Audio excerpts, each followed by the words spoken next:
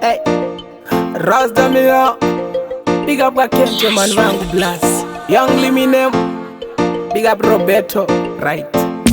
Vandifunza how, vandifunza kuti chi, vandifunza kuti how. Hear that, kupinda ndichidai so, kupinda ndichidai so, kupinda ndichidai. Kupinda ndichidai so, kupinda ndichidai so, kupinda ndichidai.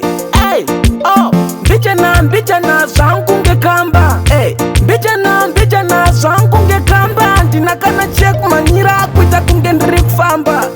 Kutarafe rasta ndinima nditanga. Zvekuti mazopingwa musandifunze ko ndinima nditanga.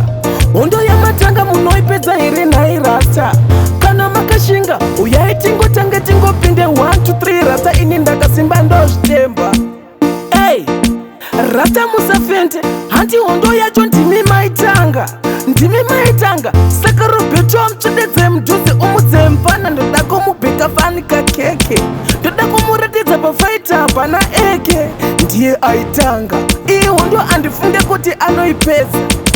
Hey, wanga uchiwanza ruzha uchipopota uchiwanza ruzha. Ndauya auchauya inga ndauya. Kana wakamira semurume uya inga ndauya chitongo uya. Hey, izi hondo musadzitange kana musingagone kuzimiririra, kozi ndikatsamwa umwe ndichamurowa feya kusvika amererera, right?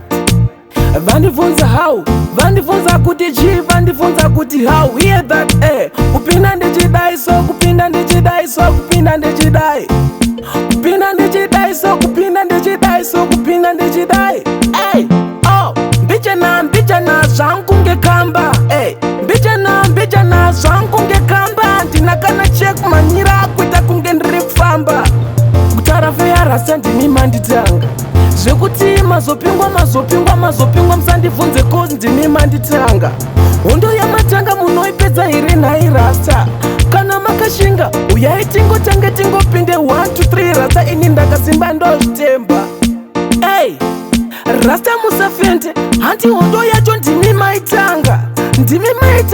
Saka Roberto amutsvededze mudhuze umudze mpana. Ndoda kumubheka fanika keke, ndoda kumuratidza pafaita pana eke. Ndiye aitanga iyi hondo andifunge kuti anoipedza. Hey, wanga uchiwanza ruzha uchipopota uchiwanza ruzha. Ndauya auchauya inga ndauya. Kana wakamira semurume uya inga ndauya chitongo uya. Hey, izi hondo musadzitange kana musingagone kuzimiririra, kozi ndikatsamwa umwe ndichamurowa feya kusvika amererera.